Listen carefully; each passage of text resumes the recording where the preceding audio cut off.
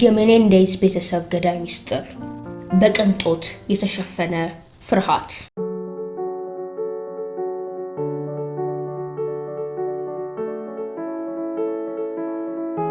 Someone killed my parents. Pardon me? Someone killed my parents. What? Who? Were they shot?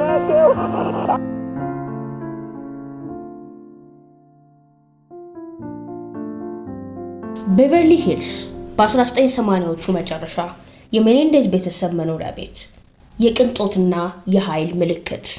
ሆዜ ሜኔንዴዝ ኃያል የሚዲያ ስራ አስፈጻሚ በታዋቂነት መድረክ ላይ ቆሟል። ባለቤቱ ኪቲ በውስጧ የተሰበረችና በአልኮል የሰመጠች። እናም ልጆቹ ላይልና ኤሪክ በውጭው ዓለም በስፖርትና በገንዘብ የቀበጡ የሚመስሉ። ከዚህ ውበት በስተጀርባ ግን የማይነገር የጭካኔ ግዛት ነበር።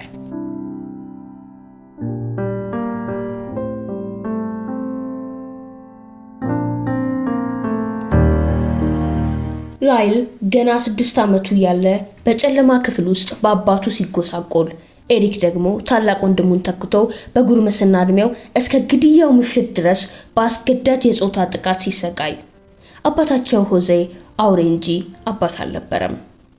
ሚስጥሩን ከገለጥክ ቤተሰብን በሙሉ አጠፋለሁ የሚል ማስፈራሪያ በወንድማማቾቹ አንገት ላይ እንደተሰቀለ ሰይፍ ተንጠልጥሏል። የዚያን እሁድ ምሽት ነሐሴ 20 ቀን በ1989 ዓ.ም ፍርሃቱ ወሰን አልፏል። ሆዜና ኬቲ ሳሎን ውስጥ በቴሌቪዥን ፊት ተቀምጠዋል።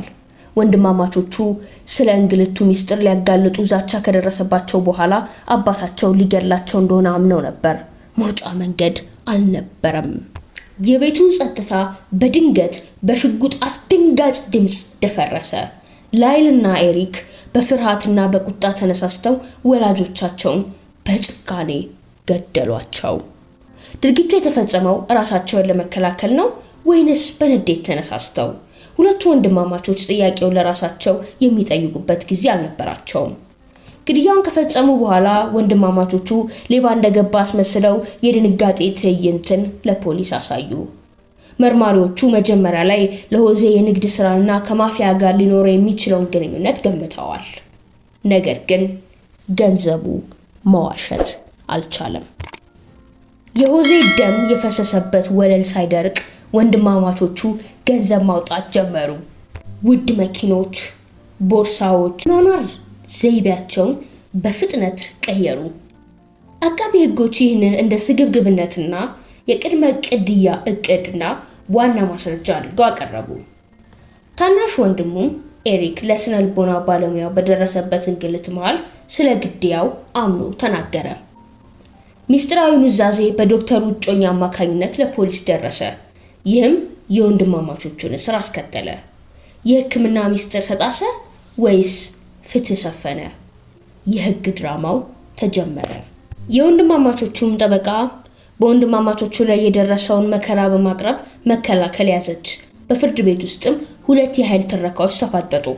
አንደኛው አቃቤ ሕግ በብርቱ ድምፅ እነዚህ ልጆች ወላጆቻቸውን የገደሉት $14 ሚሊዮን ለመውረስና የቅንጦት ህይወትን ለመምራት ካለው ከንቱ ስግብግብነት የተነሳ ነው፣ ሌላ ምንም ምክንያት የለም ሲል፣ ተከላካይ ደግሞ በስሜት ተሞልታ ይህ ግድያ በፍርሃት የመጣ ራስን መከላከል ነው፣ ወንድማማቾቹ ዓመታት በሆዜ ሜኔንዴዝ ሲደርስባቸው ከነበረው የጾታና የአካል እንግልት የተነሳ አደጋው ቅርብ እንደሆነ ስላመኑ ነው የገደሉት በማለት ተከላከለች። የመጀመሪያው ችሎት ተበተነ። ዳኞቹ በሁለቱ ክርክሮች መካከል ተከፋፍለው በፍርድ ቤት ታሪክ ውስጥ ትልቅ ስንጥቅ ተፈጠረ። ሁለተኛውም ችሎት በ1995 ከ96 ባለው ጊዜ በተጀመረ ጊዜ ዳኛው የጥቃት ማስረጃዎችን በአብዛኛውን ውድቅ አደረገ። ድራማውም ጠፋ። ራስን መከላከል ክርክር ተዳከመ። ወንድማማቾቹም በጭካኔ ግድያ ወንጀለኛ ተባሉ። ቅጣቱም የዕድሜ ልክ እስራት ያለ ይቅርታ ሆነ።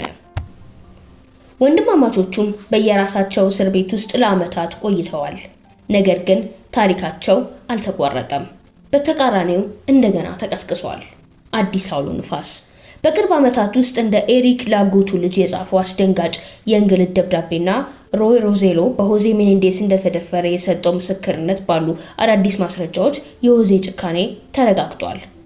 በ2025 በዩዝ ኦፌንደር ሎው መሰረት በግንቦት 2025 ዓ.ም አንድ ዳኛ የወንድማማቾቹን ቅጣት ለይቅርታ ብቁ ወደ ሆነው 50 ዓመት እስራት ቀይሮታል።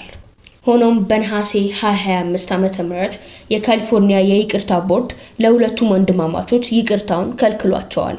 ቦርዱ አሁንም ለሕዝብ አደገኛ ሊሆኑ እንደሚችሉና በወህኒ ቤት ውስጥ የፈጸሙትን ጥቃቅን ጥሰቶች በመጥቀስ ተስፋቸውን ሰበረ። ጠበቆቻቸው የካሊፎርኒያ ገዢን ምህረት እንዲሰጡ በመጠየቅ ላይ ይገኛሉ። ዓለም አሁን ለሁለት ተከፍሏል። አንዳንዶች አሁንም ገዳዮች ናቸው ሲሉ፣ ሌሎች ደግሞ የረጅም ጊዜ የቤተሰብ ጭራቅ ሰለባዎች እንደሆኑ ያምናሉ። ፍትህ ሰፍኗል ወይንስ በስግብግብነትና በፍርሃት መካከል የተንጠለጠለው የፍርድ ውሳኔ ሰለባዎች ናቸው? ለሜኔንዴዝ ወንድማማቾች የመጨረሻው ተስፋ ከእስር ቤት ማዶ የሚመጣ ምህረት ብቻ ነው።